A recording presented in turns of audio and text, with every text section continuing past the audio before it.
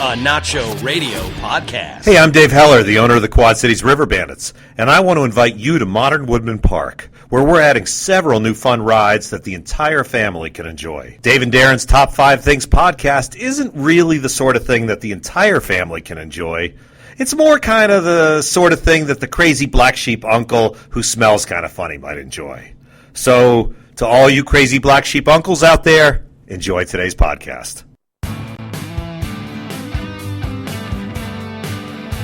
For a while, we were thinking about naming this podcast The Crazy Black Sheep Uncles. And I don't know if it's absolutely true Yeah. that the rides can be enjoyed by everybody in the family. Because one of the rules they have for the roller coaster, Yeah. I'm never going to be able to be on that thing. Can't be drunk? You can't be drunk and you can't be upset or agitated. Does it say that, really? If you're upset or agitated, they won't let you on the roller coaster? And if I'm not drinking, if I'm not drunk, Right. You can have one or the other. You can't have both. you can't have both. Right. Pick a lane, River Bandits. Pick a lane. Otherwise, I'm agitated. I was looking at some video of those rides. That's a real damn thing. Oh, they're not wimpy little rides. I mean, this is not like something you'd see this is outside of 7-Eleven. You put a quarter in it. And No, this is not a petting zoo for 2-year-olds. No. This is the real deal. This is The thing. a real dang Oh, thing. yeah, it'll fling you around. Like nobody's business. Well, let's say welcome, everybody, to Dave and Darren's Top 5 Things. This is episode number 606. We're so pleased that you're here today because we've got, 5 things that we really want to talk about and a couple other things that strike us as amusing. A couple other things that I think we'll get a real kick out of here on the show. I'm ready for that. So there's that. You got your watermelon juice box. I got my Kool-Aid jammers. Yeah, my kid doesn't like juice boxes. So we bought a bunch of these because we had a party months and months ago. And I got to get rid of them somehow. So I'm just drinking these Kool-Aid watermelon juice boxes. I would think that with Would you like one? They're very refreshing. Well, maybe for the road. Yeah, there you go. Some sort of summertime treat as I navigate my way through June 7th. I do actually have a meeting with somebody shortly after. It's a power move at a meeting. You just pull out a Kool-Aid jammer juice box. That's kind of what I'm thinking. Hey, all right, what do you got for me? Hang on a second. All right, go. Do you notice that I have one of these juice bags and you don't? It's a real power move. It's what all the executives are doing these days. Exactly. It's I can't recommend it enough. Boy, that's pretty passive aggressive. Whatever he wants, give it to him. That guy had a juice box, and it was watermelon flavored. It's like that guy lives on the edge or something. I don't know. It's like the summer of 2015 is in his mouth.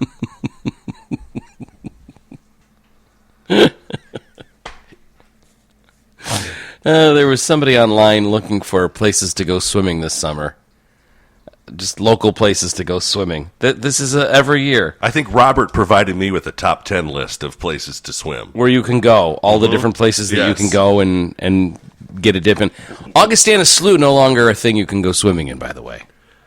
Did you ever swim in there? Well, you probably I don't think so. You probably shouldn't have. But it's gone. A pipe broke, and now the slough is gone. The slough is gone? It's gone. It went all into the buildings. Oh. Something happened where a pipe broke, and basically that I heard slough... a pipe broke. Yeah. Well, but I didn't know that would mean that the slough would disappear. It's gone. It's just mud. Huh. All of that water. Will it ever return? Well, the way that everyone is talking about it, it's like the most important thing ever. Yeah. Is to have that slough. So I'm sure that the donors... Yeah, I don't know if people swam in that anyway. Well, you probably shouldn't have. Might do a little fishing. Some of the kids, some of the co-eds between classes, it's like, you know what? I could go for some perch. This is on the Quad Cities Reddit page. Interested in going out for a swim, but don't like crowded places. Anyone know of any cool lake spots to jump in the area? Oh, I don't know if if I feel good about suggesting people's lakes Can I jump in a lake? or a pond. I assume if someone wants to go swim in a lake, they want a skinny dip, right? You don't just put on trunks and go in a lake, right? Well, if you're going to be swimming there, you're kind of on your own. When I moved here 22 years ago, I jumped in the Mississippi River because it seemed like the thing to do. We went down to Buffalo Beach. I went swimming in the river for about 20 minutes or so, and my skin had this orange glow for like a week afterwards. I'm pretty sure I got some sort of Yeah, it's still with you. river disease. Not the best. Yeah, that doesn't go away. It says here, Lost Grove Lake Wildlife Management Area has a huge lake along 240th Avenue north of Bettendorf. The lake is so new, you won't even find it on Google Maps unless you use satellite view. Yeah, that's a place to go jump in a lake if you want. How secluded do you need to be when you go swimming? Well, that's the thing, too. When I go swimming at the Y, some days are better than others. Because most days when I go to do laps, everyone's kind of on the same page. Everyone knows to kind of stay in their own lane. But every once in a while, you get somebody that wants to, like, hang out with you and talk. Or, like, somebody that's, like, super slow that wants to be in front of you and they don't get the idea. So when people don't stay in their own lane, is there such a thing as pool rage? Have you noticed pool rage? I'll just, if it's not working for me, I'll just go ride a bike or something, or just do laps rather than. I'd rather go swimming. Well, follow some jerk around. Jimmy Pearsall died the other day. I know it. And he's one I could have sworn died years ago. No. But you know who I was thinking of? I was thinking of Psycho. What's his name? Perkins. You're the guy who played him. The guy who played Jimmy Pearsall died. Yeah. I thought Jimmy Pearsall was dead years and years ago. No. I spent some time with Jimmy Pearsall. Now tell that story. Well, it's not much of a story. I can't remember any of it at all, except for the fact that I know that you know that you spent time with him. That's all you know. Yes. You don't remember any. You don't remember the context. I could have been in a lake. Could have been at a shopping center. Well, no. Could have been on the moon. No. You don't remember anything other than you know you were with him. No, I know back in the day at what was then John O'Donnell Stadium. Okay. When I would do some PA announcing. Mm-hmm. They had a little room for, like, guests or whatever, and it was right next to me. And there was, like, an open window and everything. And so there were occasions where you would have people such as Whitey Herzog and Catfish Hunter and those sort of people sitting right there, right next to me, while I'm doing the public address announcing at the baseball game. And twice Jimmy Pearsall was there. Now, as I don't remember any sort of conversations that we had. We spoke and everything, but I don't know what we talked about. He was like, "You're a real knucklehead." Yeah. Well, we could do like a disco demolition thing tonight, Jimmy. Jimmy Pearsall had like mental issues, right? What was it that he had? Yes, I think he was bipolar, right? Was that what it was? He was bipolar? Close to it, yeah. So did you catch him on a good day, or No, he wasn't manic, or? No, he wasn't being manic or anything. Okay, all right. Well, yeah, he died on June 3rd. I guess, I assumed he'd been dead for years. I'd rather go swimming and follow some jerk around. I thought Jimmy Pearsall was your guy. Jimmy Pearsall used to do the Sox games with Harry Carey when I was a kid. Right. Yeah, I used to love it on 67 WMAQ. He used to talk about how the players' wives were all horny. There's a bunch of horny broads. Just going to tell you how I see it. Jimmy Pearsall would, a lot of times, he would let you know during the game that he'd had enough. Like of the game? Yeah. Yeah, no, I get that. There were, like Can we Hawk Harrelson go home? Hawk Harrelson would just he'll just shut down and not talk. Jimmy Pearsall would spend 3 or 4 innings like, I can't believe this, Harry. Why don't they let us leave after the 7th? They're not going to win this game. We're not. I understand where he's coming from. Mm-hmm. Here is the Pearsall incident of 1980, the Jimmy Pearsall incident. This is from WMAQ Channel 5. So the score right now is 670. When I was a kid, that was WMAQ AM, and then WMAQ was the NBC affiliate. I believe it still is at this point in time. But Here we go. Turn to sports news, and today marks the opening round of the Western Open Golf Tournament. But the story everybody's talking about in the sports world involves controversial White Sox broadcaster Jimmy Pearsall. Now, Mike Lederman is out at Comiskey Park now, live with the details on that and the rest of it. Mike? Jim, thank you. Jimmy Pearsall's broadcasting career, and let's face it, Jimmy's life in general, are in states of confusion today. Pearsall Boy, What? Mike. Jeez, Boy, way to Mike. pile on. Jeez, Mike Lederman. What are you? assaulted a suburban sports writer, Bob Gallus of the Arlington Heights Daily Herald, before last night's game here at Comiskey Park with the Angels. Later, he fought with Mike Veck, as he's Bill Veck's son. Jimmy remains hospitalized tonight. The first incident took place outside the White Sox training room here in the clubhouse. Reporter Gallus was talking to trainer Herm Schneider and pitcher Ross Baumgarten. Pearsall came in from the other side of the clubhouse. By the way, this is 1980. Herm Schneider is still the team trainer. Is he? Yeah. Oh, boy. Yeah. That's... The group may have been discussing a story that Gallus was working on over why the players voted to remove Pearsall as a part-time coach. He stormed across the clubhouse and yelling at me that if I wanted to ask any questions about him, I should ask him only. And kept yelling, and eventually his hands were around my throat. Nice. I'm a little shaky on what happened at that point. I do know that we were pulled apart. I mean, I was trying to get him to release the grip. And That sounds like Jimmy. You can't. Jimmy would always go right straight for the esophagus. Release the Pearsall grip. and that's about it. After Pearsall was pulled away from Gallus, the announcer went up to the broadcast. Yeah, I booth. gotta go do Club the game. Executive Mike Veck, Bill's son, was waiting. Here, young Veck confronted Pearsall. The two came to blows. Pearsall's face was bloodied. He was taken to the hospital later with what was termed exhaustion. You know, the big thing I'm interested in is that he's all right, and that we do what he needs to make him all right if he isn't. Now, I don't know if he's all right or if he isn't all right. My association with him has always been a happy one. We kid each other back and forth. I've never had any problem with him. I find him a wonderful human being. So I just can't understand it. Now I've got to have an ice cold, refreshing Budweiser. He's drinking Falstaff back then. Oh, okay, sure. Yeah, All right. that's what he was all about. God bless you, Jimmy. Yeah, Jimmy Pearsall. Wait a minute. Now that I think about it, we got in a fight. He had his hands around my throat on a couple occasions. See, that's what I'm. He went straight for the esophagus. That's what. Not the throat, the esophagus. So all teenagers will be admitted for half price, and WLUP will host the teen night activities between games, featuring a disco demolition with Steve Dahl and the Lady Gloria. Don't miss it. Oh, I'm sure hope I don't miss it. You got to be there, Jimmy. There's Pryor to lead it off. Greg Pryor, my man. Number 16. Tonight's going to be Irish night. Even Tiger Lions is going to be here. And tomorrow night is teen night, as Jim mentioned.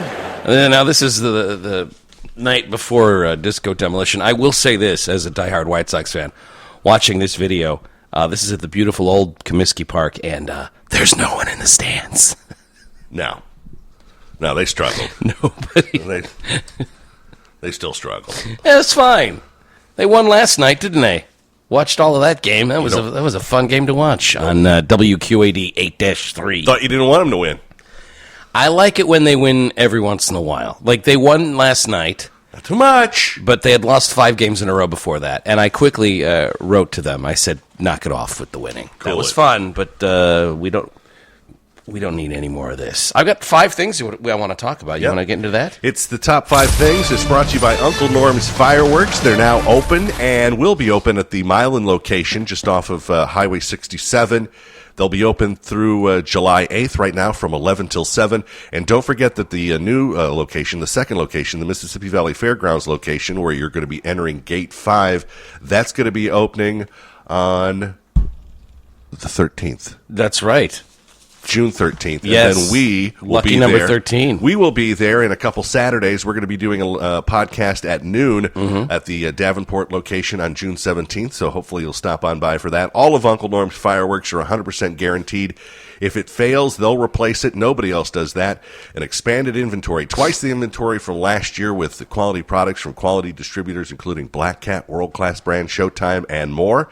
Make sure you check out their product page at UncleNormsFireworks.com. That kind of really lets you know everything they have right there. And they also have weekly specials available on the website and on their Facebook page. Why would you go anywhere else? Uncle Norm's has the largest inventory in the area. Now 2 locations with the best prices and the best product guarantee. Uncle Norm's Fireworks. And no matter where you go, Illinois or Iowa, the money stays here in the region. That's exactly right. Which is what it's all about. And you're getting a superior product. So as you say, why would you go anywhere else? It doesn't make any sense. If they don't have it, it's illegal. Yeah. Well, but a lot of stuff that used to be illegal isn't illegal anymore. That's absolutely true. That just opens up the floodgates, doesn't it? The boy and I were talking yesterday. You know, the 4th of July is my favorite holiday. And it's not even close. And we were going back and forth about, Christmas, 4th of July. And then he was saying, well, what about people's birthdays? I said, yeah, that's great. But, That's not a holiday. Right. But the 4th of July. But what about my birthday? The 4th of July. No, not. Where does my birthday rank as far as your favorite holidays? He was making the argument that I should like my birthday better than the 4th of July, and my counter argument was, well, the 4th of July is kind of like a birthday, a birthday for a great lady. I call her America. Not her real name. And Mother's Day used to be a whole week in July. What happened, gals? Number 1, people at Popeye's Chicken. Yeah. I still have not been. They have released a new chicken that is cookie-coated. No thanks. And a lot of people online, at least, are saying no thanks, that this seems disgusting to them. It's fried chicken strips breaded with crumbled shortbread cookies. They call them the sweet and crunchy tenders. All right, I'll give it a go. You've convinced me. The people at Food Beast say that the cookie-covered chicken is far from gimmicky and has a nice, subtle sweetness. People online are, of course, bemoaning all of this. Now, these sweet and crunchy tenders are available for a couple of weeks, and then they'll be gone. But that's a thing. Cookie chicken. Are you intrigued? Who is it that's got the, is it the chip? Oh, it's a chip fish. What's that now? Yeah. Now, your Red Lobster, right, has some sort of fish right now that is coated in, like, potato chip. Oh, that doesn't seem right. Like some sort of if you're eating kettle fish, chip or something. Yeah, see, if you're eating fish, the whole point of eating fish is you're eating something healthy, right? So don't cover it in goop. No.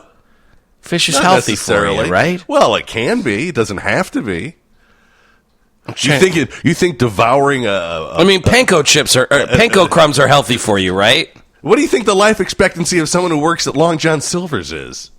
How many years has that got to cut off? How much of that that's got to take at least 5 or 6 years off your life. I don't attribute that to activities there at Long John Silver's. I think the Long John Silver's is actually like making their lives longer. It's prolonging the life. I don't think so. I think it's the decisions you make. Two. Okay, so Chris Cornell's been dead, 2 weeks now, at least? And Eddie Vedder hasn't said anything. And people are going out of their minds, why hasn't Eddie said anything? Eddie owes us an explanation. Why hasn't Eddie issued a statement? I thought he did. Didn't he play a song for him or something? Or? Well, he kind of did, but didn't. He didn't really come out and say anything. Yeah, there was this viral video where it's like, here's Eddie on Chris Cornell. No, it's just him playing a ukulele. It never mentioned Chris Cornell. Maybe he didn't like him. Chris Cornell died last month at the age of 52. He was close with all of the members of Pearl Jam, right? In fact, or at least he thought he was. They had the same drummer, for crying out loud. Well, Eddie Vedder, who was the closest to Chris Cornell, allegedly never paid tribute until last night at a concert in London. Here's a transcript of his speech. He says, "Sometimes it's hard to concentrate these days." Thank you. I was thinking about the history of this building and the Bowie history, you know, and I started to think about that, and my mind began to wonder. It's not a good. So I haven't really been talking about some things, and I kind of now, it feels like it's conspicuous because I lost a really close friend of mine, somebody who... And then everyone clapped. I'm going to try to make you guess. Can you guess who I'm talking about?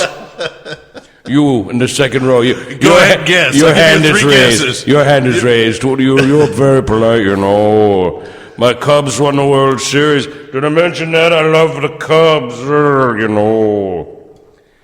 He says, I'll say this, too. I grew up as 4 boys, 4 brothers, and I lost my brother 2 years ago tragically like that in an accident.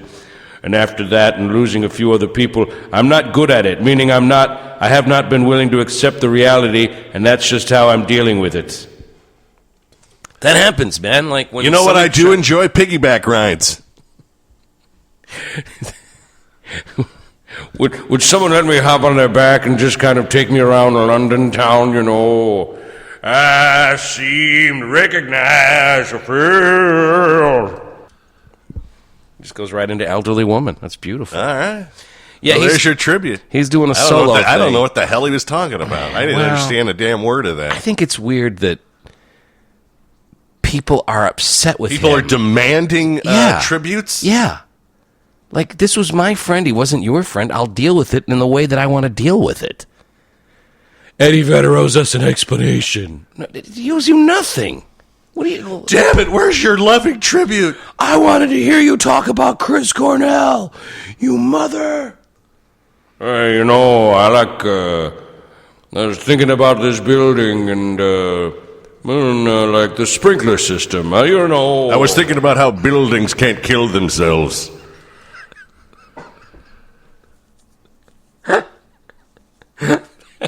Unlike friends of mine. I don't know. What the hell? The Dave and Darren Top 5 Things podcast. This beautiful building can't tie a rope around its neck. Can't do it. Is originating from the Capriati Sandwich Shop studio on 53rd Street in Davenport. Extraordinary food for those unwilling to settle in a hurry or have a large order. Order and pay online at order.capriatis.com. And if you're there for lunch or dinner, do us this favor and mention Nacho Radio, and you'll be doing yourself a favor. You'll get a medium sub for the price of a small one if you want to reach out to the podcast at any time, whether we're doing it or not. Mm-hmm. You can reach out. You might have something you need to say. Use the Harrington Pub text line 470-23-NACHO. Harrington's Pub, Cumberland Square Drive in Bettendorf, where there's live music on Thursdays, meaning there's live music tomorrow night at Harrington's Pub. I like that news. Number 3. Number 3, Darren. Number 3. Jerry Lewis is in the hospital. Yeah, it could come fast and furious. He's been hospitalized. Jerry Lewis is 91 years old. They say he's making some progress. In what way? He's not as hateful as he was when he went into them. I was going to say. He's not a hateful. He's trying to become a nicer person. He's not the grizzled old hate bag he was when he came into the ambulance. Is that what you're trying to say? 91-year-old Jerry Lewis trying to treat a condition. He has a urinary tract infection. Yeah, probably from the 60s.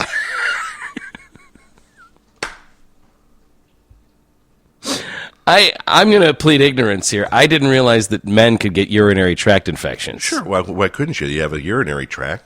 I'm aware of that, but am I wrong that that's... Well, you think that's just for cats? I thought it was cats and females. I didn't know men got urinary tract infections. Yeah, I didn't know that was a thing. Sure. Yeah, he's in the hospital getting antibiotics. Shut up his flavin'. Hey, lady. By the way, how's your foot? Some days better than others. Yeah. I told you I went to a podiatrist. Yeah. And they took x-rays of it. Yeah. And he looked at the x-rays, looked at me, he goes, "There's nothing wrong with your foot. Get out of here." Well, then why does it hurt so damn bad? Like I can't walk. Yeah, well, I don't know what to tell you, but there's nothing wrong. I'm like, all right, well, then, you know what? I'm not paying you. Great. You know what? Great. If there's nothing wrong, there's no reason for me to pay. Somebody texting in here, real men don't get UTIs.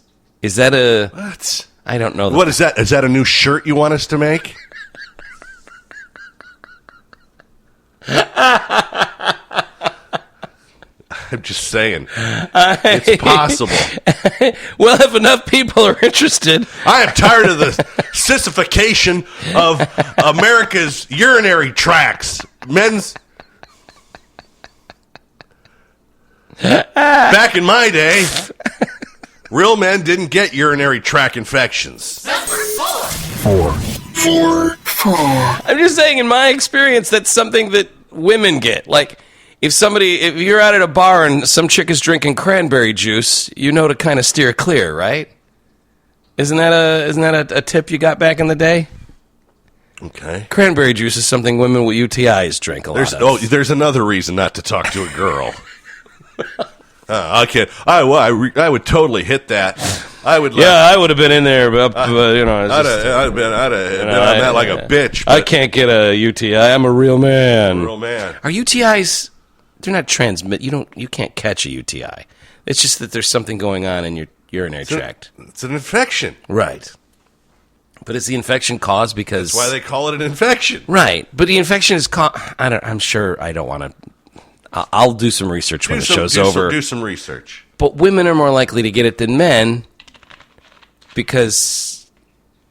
Okay. I'm saying. Number 4. I don't want to get anywhere near that guy. He's drinking a watermelon jammer. He's from my UTI. Clearly got a UTI. I'm drinking this juice box. The Kool-Aid man is helping me knock out a UTI I caught. It's good stuff. Well, millennials are, according to some research here, they are to blame for chain restaurants going under. Ruby Tuesday, Applebee's, Buffalo Wild Wings, and TGI Fridays are all facing slumps and closing dozens of restaurants, and they're saying the reason is millennials don't go to chain restaurants. Millennial consumers are more... What were the three of them? Buffalo Wild Wings. Yeah. There's 4 of them. Ruby Tuesday, Buffalo Wild Wings, TGI Fridays, and Applebee's. Yeah, I haven't been to one of those in forever. Ever. Yeah. They're saying that all of them are struggling, and it's because millennials don't go out to chain restaurants.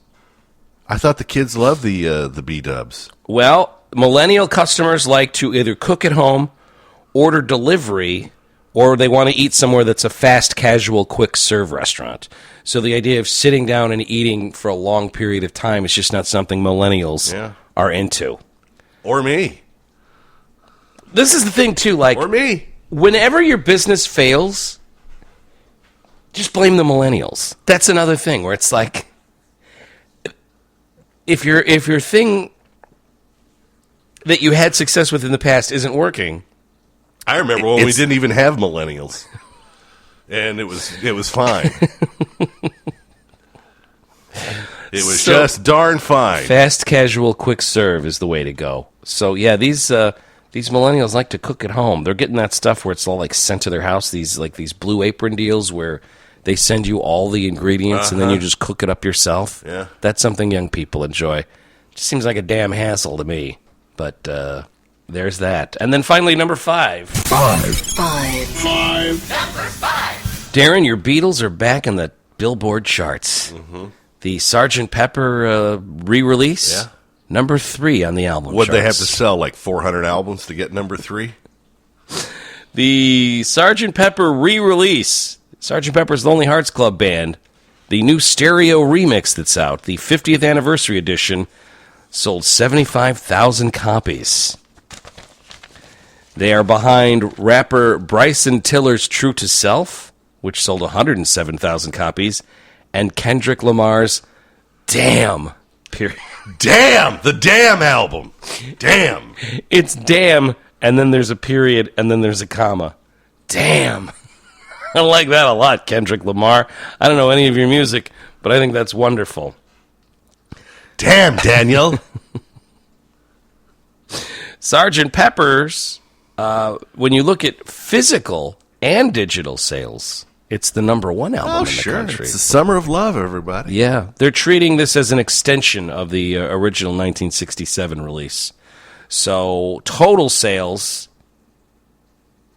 going all the way back to 1991, Sgt. Pepper has sold 4.89 million copies.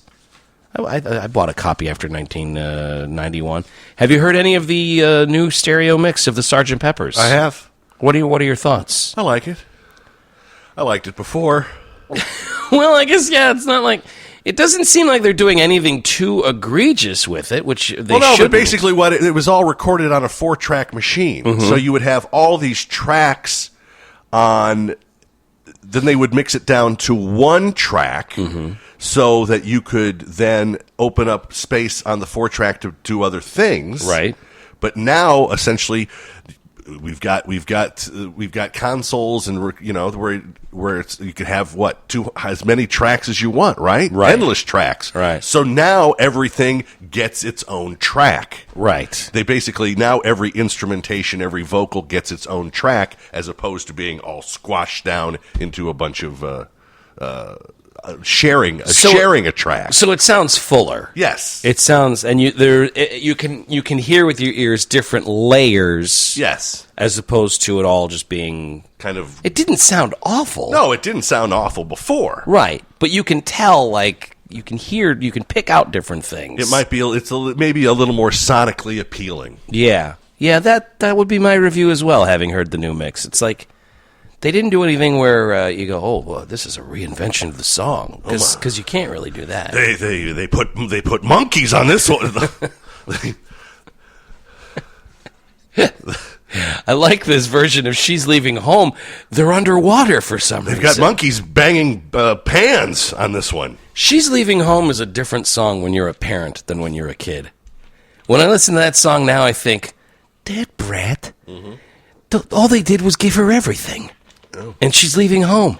But when you're a kid, it's like, yeah, I'm getting out of this house. You suck, Mom and Dad. And there's a line. And then you're a parent, you're like, Daddy, our baby's gone. What are you doing? You know that I'm a big fan. And I think of the Beatles? Yes. I have heard. And I think a lot of what they've done, most of it, genius. Yeah, okay. But there is a line in that song that just has never made any sense to me. Okay. The idea of... is it weird that the mother is calling her husband Daddy? No, not that. It's the idea that fun is the one thing money can't buy. Where it's like, fun is the one thing money can buy. Yeah. You know what I mean? Yeah. It's like that line doesn't work. Fun is the one thing that money can't buy. What are you talking about? It's the one thing that you can buy is fun. Right. This is a band who earlier now, very, talking about love, famously, "Can't Buy Me Love." Yeah. I don't care too much for money. Money can't buy me love. Yeah. Yes. Okay, that makes sense. That's true. But fun is the one thing that money can't buy. I don't think that's completely wrong. Well, I think the point of that is that's how the parents talking, not the girl, right? Because she is having fun. Yeah. And the parents are saying, what did we do that was wrong? We didn't know it was wrong. Fun is the one thing that money can't buy. So it's the parents saying something. We took you to Disneyland. How is that not fun? How could you treat us so thoughtlessly? We sacrificed most of our lives. We gave her everything money could buy. But she wasn't having fun. She wasn't. She was leaving home after living alone for so many years. So, yeah, it's a difficult song to listen to if you really want to spend some time with it. Those were the top 5 things, by the way. And the top 5 things brought to you by the East Moline Coffee Company. Coffee House East Mo is now the East Moline Coffee Company. Same location, 3537 Archer Drive in East Moline, just north of United Township High School. Same great staff, same great hot and cold drinks, and their fresh baked treats as well. Try an all-natural fruit smoothie. Treats. Or try a matcha green tea served blended hot or over ice at Coffee House East Mo, which is now the East Moline Coffee Company. The podcast is originating from the Capriati's Sandwich Shop studio. Taste the Capriati's difference. Only the very best and freshest ingredients, guaranteed oven roasted in the shop daily. Capriati's slow roasted homemade turkey and roast beef are hand pulled daily, and delivery is available. Order online at order.capriatis.com, and you can reach out to us using the Harrington Pub text line 470-23-NACHO. Harrington's Pub, Cumberland Square Drive in Bettendorf. They have the Quad City's best Bloody Marys. So if the father says fun is the one thing that money can buy, that makes more sense. It does make more sense. And were you listening to the new mix going, did they fix this? No. Does Lennon say the right thing here? Yeah. Yeah, money. Yeah, fun is the one thing money can buy. You can have fun with money. It's true. Yeah, I bought this Slinky. It's fun. It's pretty boss. It cost me $3, but I'm having a ton of fun with it. Yeah, Slinkies are fun for like 3 minutes, and then they get tangled up on themselves, and then you just have a big ball of Well, I'm not talking wire. about now. I'm talking about then. Sure. I would have enjoyed a Slinky. Sure. That makes sense. Woman is dead. She got thrown from a golf cart. Boy, I've seen that before. I have too. Too many times. It's been a long time, but we made it go away. Oh no, 58-year-old woman died on Friday. She was flung from a golf cart. She was holding 2 wine glasses. So she had 2 wine glasses, fell on the wine glasses. Oh, God. Boy, and they that's killed her. Talk about from having the time of your life to done. She was being driven by her partner, Deborah DeBard, driven by her partner, 57-year-old Richard Clark, in an Easy Go golf cart. Yeah, I bet they were carrying on. They were at a private olive orchard in a small so town. they weren't south, golfing. No. Just driving around drinking wine at the olive orchard there. He made a left turn at the end of the orchard, and she was unable to stabilize herself, thrown from the cart. The 2 wine glasses she was holding shattered, and she fell upon the fragments, died at the scene. He was arrested on suspicion of driving under the influence. Did you see the picture of, there was this latest attack in London, and the one guy's at a bar, and they're running from the attack, and this guy's like, I'm taking my beer with me. And he's running from the scene, but he doesn't spill a drop of the beer. Like, I'm taking this with me. I heard about it. I didn't see it. It's wonderful. I heard about it. Like, it should be the picture of the year. People are running in terror, and this guy's just like, no, I got this. Did you see the guy mowing his lawn with the tornado? He was keeping an eye on it. I saw it. I wasn't oblivious to it. I saw it. I was aware that it was there. Guy is suing Grindr after 1,100 strangers show up at his house and his workplace looking for sex. What is Grindr? Grindr is an app, I believe, for gay guys. What's the one that's for everyone? Tinder. Tinder. I was going to say Mixler, but that's what we used to do the show. It is Mixler. Swipe right on the podcast. We'll be right over, sugar. Mixler's for everyone. So Tinder is for everyone. Grindr, I believe, is for to the grinding. homosexuals. Exactly. I got you. This guy says over the past 5 months, 1,100 men have shown up at his house and his workplace expecting to have sex with him. Well, that's ridiculous. Grindr is a dating app for gay and bisexual men. He says he's had enough of it. 1,100 people? Matthew Herrick is the victim of, he says, an elaborate revenge scheme that's being played out on Grindr's platform. An ex-boyfriend of his, who he met on Grindr, has been creating fake accounts since October of last year. The accounts have Herrick's photos and all of the personal details. Well, he must be quite attractive if you got 1,100 people showing up for you. That's a small town. The ex then invites people to his apartment and the restaurant he works. Sometimes it's as many as 16 dudes a day will show up looking for the hookup. In some instances, they are told not to be dissuaded if Herrick is resistant at first because it's part of an agreed-upon rape fantasy or role play. Oh, well, that's wrong. So if I act like I'm not into it, I am. This is all part of my thing that I'm into. No, that's not right. Yeah, no. This Can't do that to people. This ex-boyfriend's a real jerk. He says that he keeps telling Grindr, hey, keep an eye on this and keep me off your thing, and they don't do it. So he's suing Grindr because he's tired of all these, all the grinding. A small town is after me. They all want to have sex with me. You're right, though. He must be pretty attractive. Or you're using fake pictures. Yeah, but you can't use fake pictures. But they show up looking for you, right? Yeah, right, so that wouldn't work. Right? There's a McDonald's that's in a little bit of trouble. They thought it would be a good idea in New Mexico to put a billboard up. They have the new Bueno Green Chili Breakfast Burrito that they wanted to advertise, right? So this breakfast wrap, it's right on the border of New Mexico and Colorado. It's right on the New Mexico-Colorado state line. Now, in Colorado, recreational marijuana is illegal. In New Mexico, it is recreational marijuana is legal in Colorado. It is illegal in New Mexico, where this McDonald's restaurant is. So they put up a billboard of the Bueno Green Chili Breakfast Burrito, and it says, McDonald's, usually when you roll something this good, it's illegal. That's a pot reference. Now, wouldn't Ronald have to sign off on that? Well, Ronald didn't sign off on it, and Ronald's furious. Okay. Because corporate's like, You did what? You did what? We can't have this. I can't have you doing marijuana jokes. No. We're McDonald's for crying out loud. Ronald's not signing off on not this having sort of any thing. of this. What's the matter with you? Crack, smack, uppers, downers, outers, inners, horse tranquilizers, cow paralyzers, blue bombers, green goofers, yellow submarines, LSD Mach 3, and trace amounts of human urine. Buggerers. Yeah, so the McDonald's people are saying this is not cool. So that's just someone. That's just someone who owns a franchise going rogue. Huh? Yeah, you know what? We got a funny idea here. Yeah, go with it. You know, we're going to...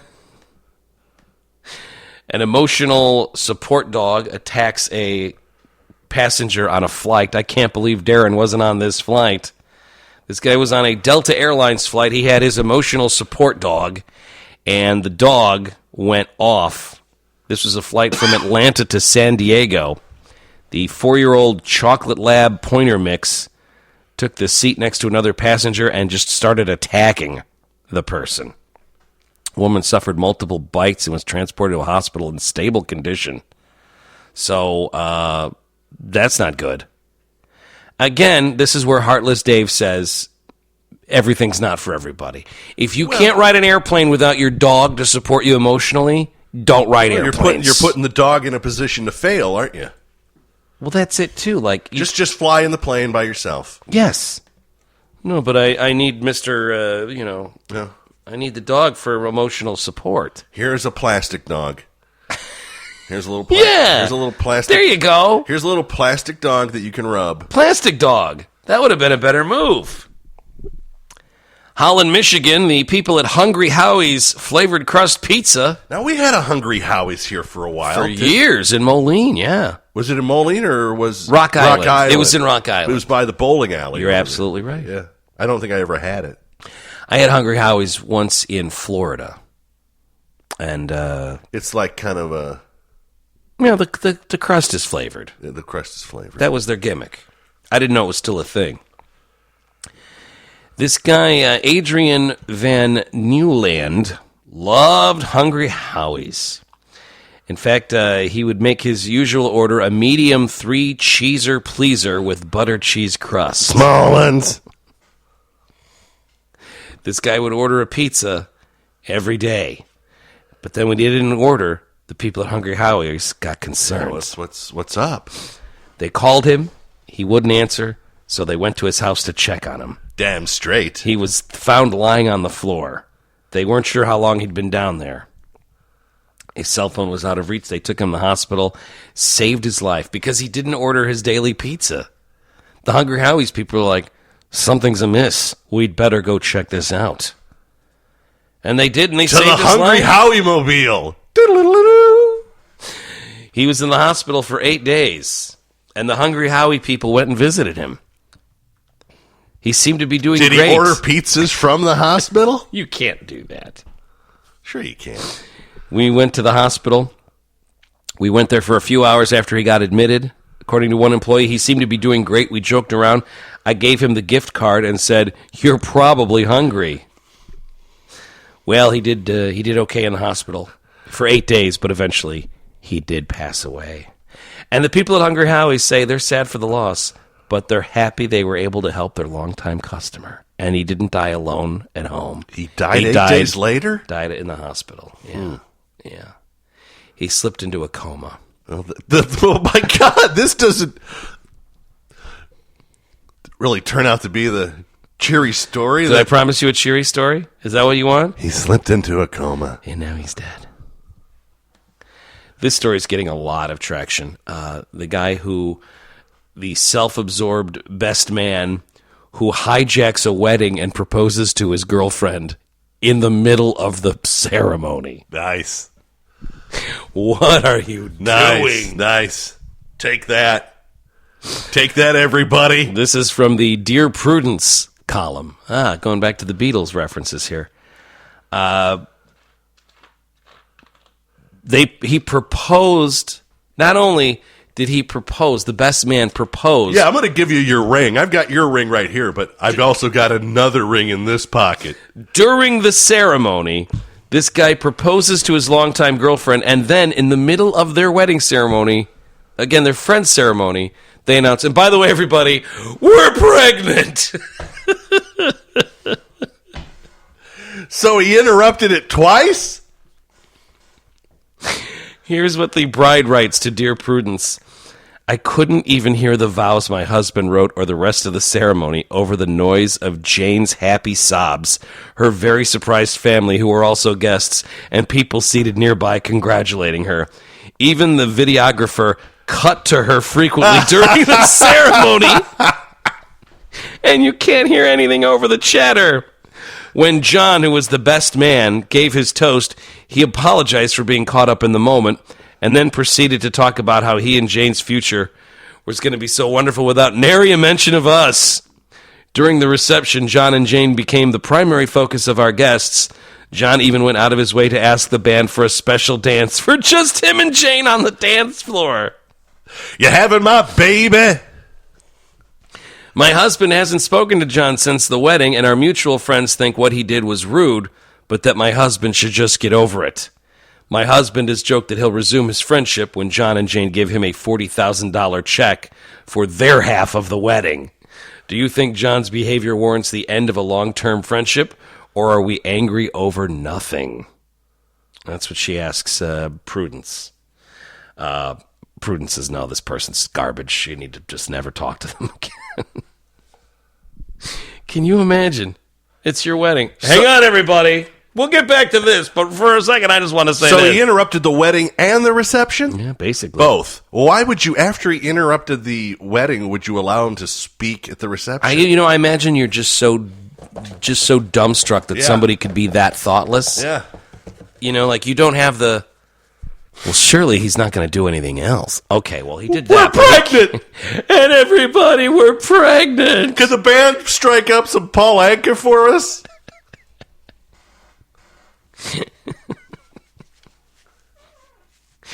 The earth... And here's the thing, you're all invited! See, I would go to their wedding and just figure out 100 different ways to sabotage it. And no one can get mad, because payback's a bitch. NASA has been trying to make red and green clouds for some reason, but Mother Nature isn't having any of it. They want to color clouds in the name of science. So we'll have red and green clouds to go along with the white ones. But they say every time they try, the artificial clouds just fall apart. So they were trying to warn people that you might see... Don't freak out? Yeah, if you live in New York or North Carolina or Virginia, that you might start seeing colored clouds. They put out the warning saying it's not a big deal. It's just us at NASA. We're working on some stuff. But as it turns out, they weren't able to figure out a way to make it happen. Don't worry about it. We can't do it. Guy with the world's biggest Star Wars collection, livid after a close friend of his stole $200,000 worth of Star Wars stuff. Probably didn't even put a dent in it. More than Probably barely noticed it was missing.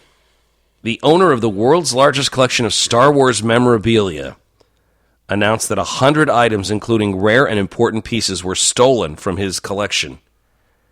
Steve Sansweet. He says he only became aware of the thefts when a friend's rare Boba Fett figure was discovered to have been stolen and sold to another collector. See, that's what I mean. He didn't even notice. That collector claimed to have purchased the figure and other items that really should have been there in the Sansweet collection there at his Rancho Obi-Wan. That's what he calls his place. So $200,000 worth of this stuff is missing, and he doesn't notice it really at first. If you Google this guy, Rancho Obi-Wan Steve Sansweet, it's just overwhelming. It is. It's so much Star Wars stuff. Yeah. Too much damage. Yeah, he says. So you wouldn't even show him your collection? No. I have. Hey, Steve, you might be interested. Why don't you follow me downstairs? There might be something you might be interested in. No, I have vintage figures and I have vintage trading cards. That's my collection. I know. This guy has he got he pictures on the wall. Yeah, no, he's got life size everything. It's ridiculous. So now they're trying to track down the stuff. Again, this guy, his buddy, stole 100 items that were worth $200,000. Can you be the world? Can you be a Star Wars? Can you truly be a Star Wars fan if Star Wars is not your favorite movie? No. I don't understand your question. So is Star Wars your favorite movie of all time? Yeah, probably. Is it? Yeah. Okay.